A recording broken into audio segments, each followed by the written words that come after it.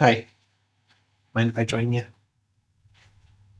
I've been painting for such a long time. I thought I had it all figured out. I've painted thousands of cars over the years, and this one really threw me out in left field. I was like, what in the heck caused this?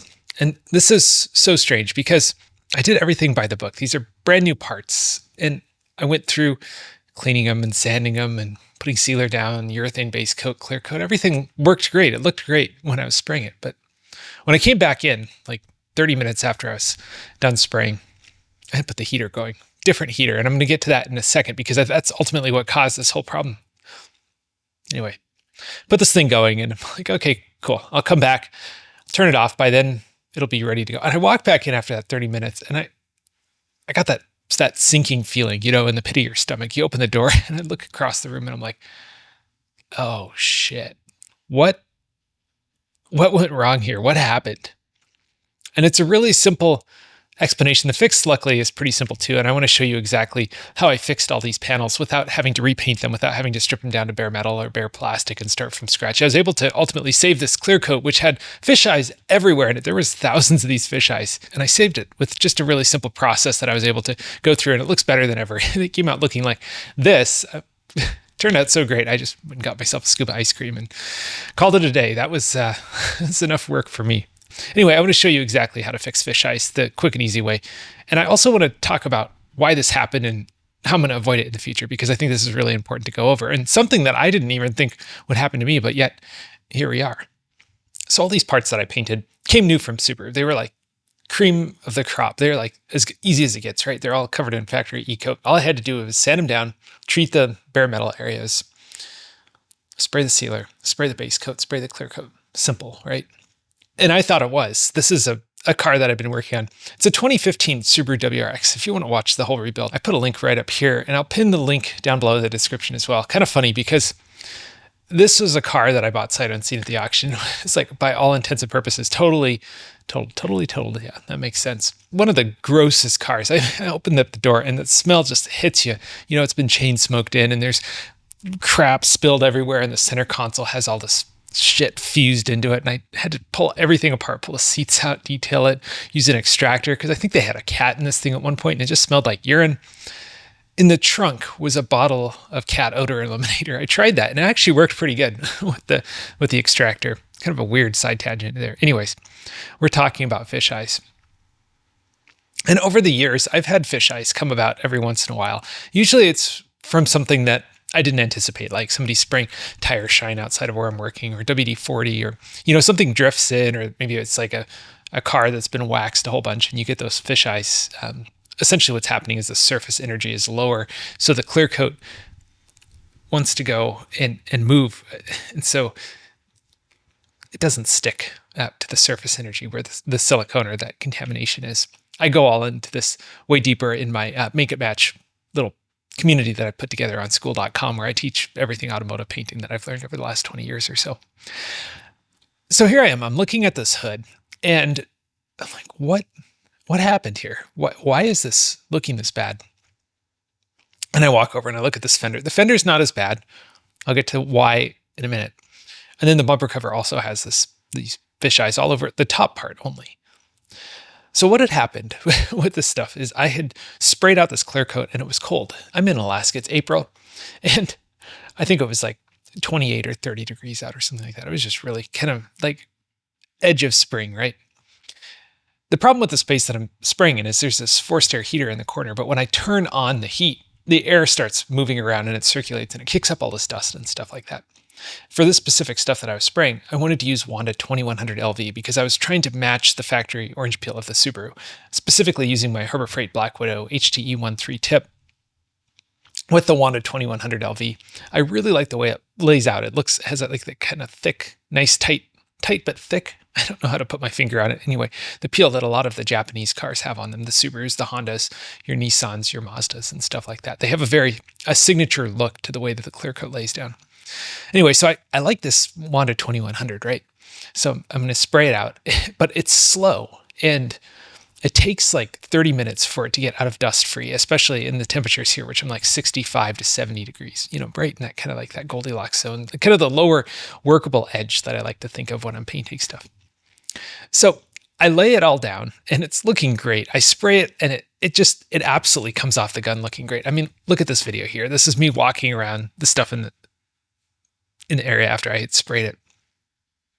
And I thought I was in the clear. I thought I was like, whoa, this is good. So I don't want to turn on that forced air heater, right? Because I don't want to get dust in this clear coat. I mean, look at how good it looks. There's no way I want to ruin this with a bunch of dust that's floating around into clear, because this clear takes like some time to fully cure up. So I go back in the basement and I find this heat dish. This is like a Presto heat dish, one of those ones that you get at Costco. You know, they have the little demo and it's like, it buzzes when it tips over. It's safe. Well, I think at some point there was like some WD-40 or some oil or something that ultimately got spilled on that coil in the center of it that heats up to create that direct heat that comes off of this heat dish. And as it heated up, I kind of smelled it in the air. I wasn't sticking around too much because that clear coat was gassing up. It was curing up, and it kind of had its own isocyanates and odor and stuff to it, solvents. And I tried to get out of the space as quick as possible, but kind of filled my nostrils with that singed kind of burning dust smell. And at the time I'm thinking, oh, well, this is no big deal. You know, it'll just kind of like blow out and I'll turn on the fan and clear out this whole space when I'm going at it after I walk out of here. I still have the exhaust fan running, you know, getting the clear coat smells out of the space and keeping the solvents out of the air so I don't get dieback from the solvents becoming too concentrated in the air and causing curing issues and stuff like that with the clear coat, which can happen with higher VOC clears. I'm in Alaska, so it's not necessarily a VOC regulated area like some parts of the United States are. Anyway, so I spray this clear. It's looking good, and I'm out there and I'm with this heat dish now because I'm like, well, I'm just going to turn this on. It'll gradually bring up the temperature in the space. Mind you, I'm painting in a walled-in carport, so this isn't like a perfectly legitimate booth or anything like that, but it works really well. So I plug in this heat dish and it's heating everything up, and I come back in like 20 minutes. I'm like, okay, cool. It's like 70 degrees in here. It's nice and toasty. This is doing its job. It's in the corner. It's glowing. It's buzzing. It's, you know, I haven't tipped it over, but it's sitting there. You can hear it just kind of running with the sound of the electricity coming through it. And I walk across the room and I go to look at this stuff that I'm like, oh, this looked really great. And I look at it and I'm just, what happened? And I see there's fisheyes all over all of these panels. And I think what had happened is there was oil, something on that heat coil that burned off. It got released into the air. It turned into smoke, and then it precipitated down somehow on these panels. I have never seen anything like this happen because it wasn't something that came out of my gun. This clear coat laid out perfectly after all. And the 5-10 minutes while I was cleaning all my stuff, it was perfectly smooth. It was flat. It was nice. I just wanted more heat in this space to help it cure up. And ultimately, by using that heat dish instead of the forced air furnace that would have been clean, I think there was some oily smoke that came off that. I let the smoke out of the heater, so to speak. Whatever came down. And that's why the fender was fine. It was facing away from that heat dish, and there wasn't much horizontal surface. Just the top got a couple little fisheyes in it, but the vertical was fine. Same with the bumper cover. The top part that was nice and smooth got some fisheyes in it, but the vertical parts didn't. So I think that's all I can surmise is that's what happened. So I'm looking at this stuff and I have two options. One of them is do a full cut and buff, sand this all down, start with like 600-800 grit, work up to 1,000, 1,200, 1,500, 3,000, 5,000, 8,000, the works. And I'm just looking at that. I'm like, that is a day of work that I do not want to spend. So then I moved on to option number 2, and that is flow coating. And that is exactly what I'm going to talk about now. Flow coating is the process essentially of sanding down the clear coat to a coarse enough grit that you don't waste your time polishing back up through the finer stages, which takes forever, but not so coarse that the clear coat can't fill those scratches in ultimately to hide them perfectly. And this is pretty forgiving color. It's like a dark black pearl that's on this 2015 WRX. Looks really good once you polish the whole thing up. I mean, look at this guy. I think it's great. It's phenomenal. It's one of my favorite colors that Subaru makes. But I don't want to cut and buff this whole hood because that's a pain in the ass. And that takes days of work sometimes. So I grabbed the DA sander and I put my fingernail right in the edge of the hood, right on the edge of it, because I want to feel that the clear coat is nice and it's firm. It's not still allowing a fingerprint or a thumbnail to print into it. And after a day, it was still too soft. I didn't want to dive into it. So I waited 2 more days and then I came back and now we're ready to go. So I grabbed the DA sander and I put 800 grit on it because that's usually what I use for re-clearing parts. And I go to start DA sanding it down but I stop immediately because I'm getting these little curly Q, like little, the clear coat is loading onto that 3M blue sandpaper that I have on this DA sander. And it's causing curly Qs, and I can kind of see that orbital pattern. The Festool DA sander that I'm using is pretty aggressive. It's a pretty good orbit. It's not as compact, not as tight as like a 3/32 orbit. It's more like I don't want to say it's 10 millimeter. I'm not 100% sure what it is, but it's big enough that I see these swirls happening, and I go, oh, okay, hold on, stop. And I got to thinking, this usually happens when the pad can't clear itself, like the styrene that's in that sandpaper. It doesn't allow the dust to come off of it as well because it's too fine of a grit.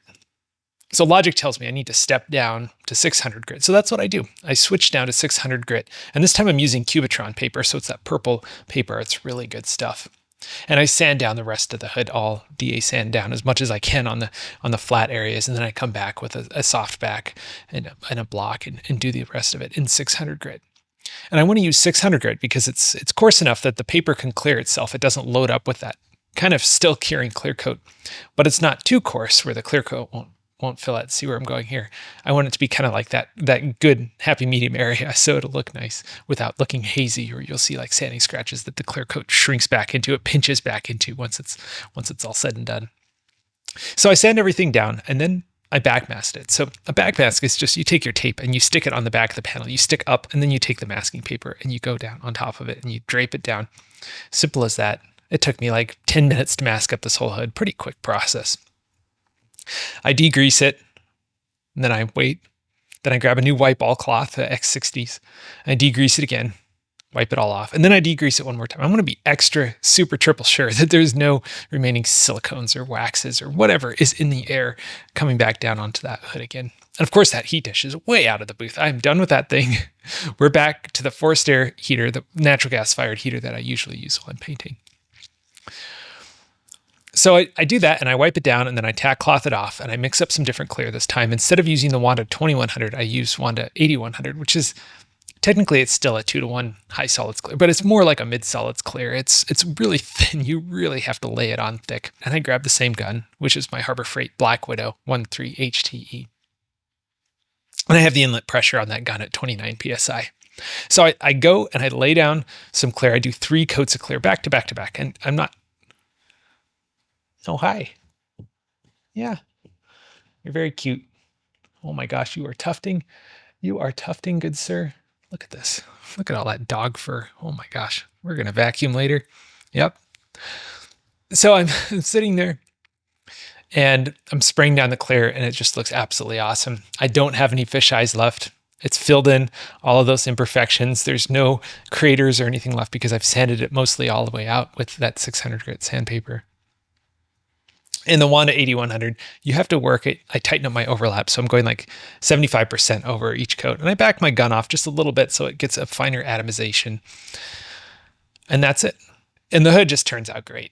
It looks like this. I put the whole front end of the car back together. I decide, the front bumper is a pain to sand down all these little nooks and crannies. I'm just going to nib sand out a couple of those little fisheyes that are at the top of it. Ultimately, it's in Alaska. It's going to get rock chips like crazy anyway, so not too concerned about it. And same with that fender. I'll do the top of it. I'll sand that out and then just buff the top of it. And the rest of it's fine. It's good to go. And I think the car, it really looks great. So that's how I saved this hood from a complete disaster, which happened after I was done clear coating, which is super weird. I don't think I've ever had that happen before. It's usually when I go to lay down the base coat over like a white sealer or a sealer on top of substrate. White sealer, for some reason, always seems to fisheye the worst. I don't know. Maybe you've had that happen too. Maybe it's just me. Whatever the case may be, I haven't had fisheyes happen after I finish clear coating. That was super strange. Usually it happens during the actual clear coating process or the painting process. So anyways, this is just one of so many infinite ways painting can go wrong. And if you want to get it right the first time you go to paint, maybe you're already a painter. Maybe you want to level up your skill set. Maybe you already paint cars and you want to come and chat about problems that you experienced and maybe elevate your game some more. Well, I've put all of this together in a little community over on school.com. It's called Make It Match. And if you're interested, it's completely free to join. Hope to see you over there. I've put a link down below in the description, and I've pinned the top comment in the comment sections to make this as easy to find as possible. Anyways, hope this one helped. Catch you in the next one. You can lay down.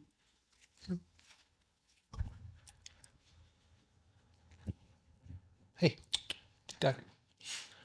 You say you want to be over there. Yeah.